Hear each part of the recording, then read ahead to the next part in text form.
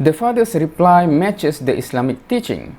I don't know why you are surprised. Surah 5 verse 101. O you who have believed, do not ask about things which, if they are shown to you, will distress you. Now this is part of the command which emphasize that Islam actually teach to not ask question.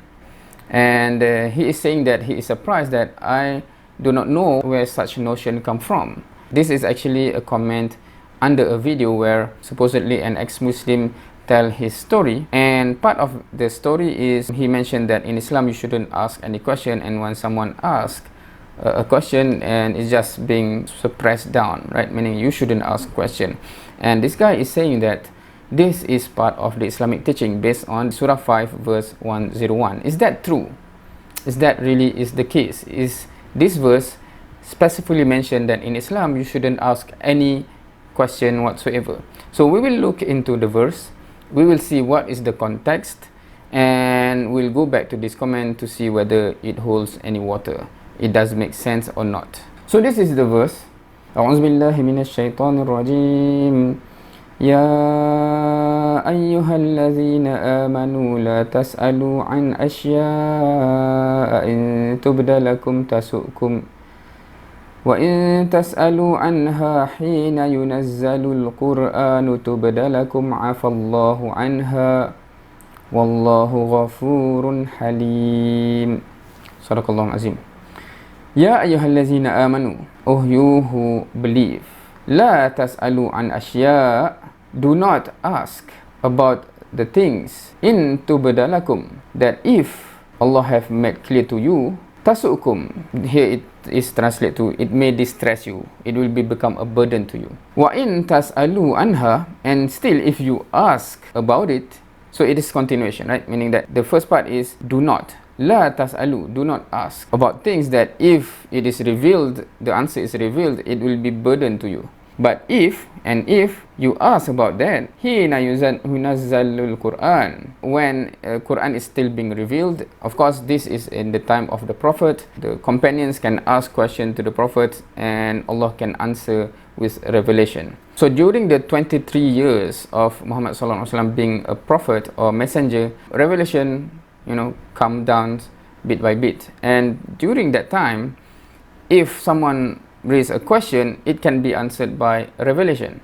So if you ask such question when Quran is still being revealed, tubda lakum, it will be made clear to you. If you ask about something during this time, it will be made clear to you. Afallahu anha, Allah will forgive or pardon you about it.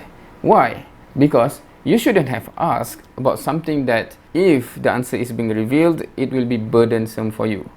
But if you ask during this period, because revelation is coming, the answer will be given to you, will be made clear to you, and Allah has forgiven you for it. Because once it is being revealed, it becomes compulsory for you to comply, and it will be burden for you. Wallahu ghafurun halim. Okay, so that's the verse, and that's the context, right? Meaning that the first part is Allah says, Ya ayyuhallazina amanu, O the people who have iman, do not ask about things that is, if it is being made clear the answer, it will be burden for you.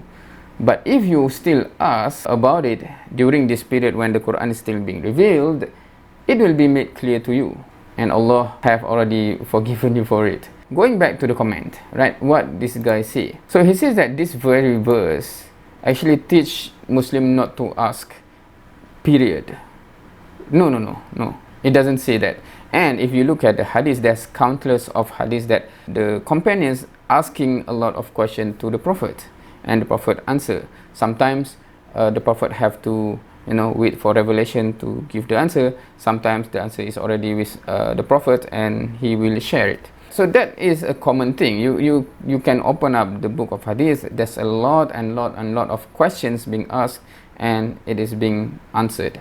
But here, in this context of the verse, Allah has mentioned that do not ask this kind of questions. In the Quran, we have the Surah Al-Baqarah, where the people of the past, Bani Israel, keep asking questions that makes the task become much more specific and much more harder to comply. So do not repeat that kind of mistake, basically. And then this comment continues, but if you ask such question at the time when the Quran is being sent down, and then he says that we will ignore this sentence because we are not living in the era where the Quran is being sent down. You cannot just ignore the second part of the verse and you just take the first part of the verse in isolation. It doesn't work that way. That verse, it is connected because the second part of the verse is the context of the first part. You cannot say, okay, we'll ignore that. It is true, we do not live in the time where revelation is being sent down. But then it applies to from the beginning of the verse, meaning that how can you separate it and then you try to make a conclusion based on the half of the verse, ignoring the context? That doesn't make sense. I know for a fact that in certain community, in certain society, Muslim society, that it is a trend that I think it is because they do not know the answer, they do not know how to address it, they just respond by do not ask such question. But that, you cannot associate that with the teaching of Islam. That is because of the limitation of some Muslim, not because of the teaching of Islam itself. In the time of Prophet Muhammad SAW, you can see the companions asking questions about many things that is necessary for them to ask. It is not a teaching in Islam not to ask question. Just believe, do not ask question. That is never the teaching of Islam. Hope that clarified the issue.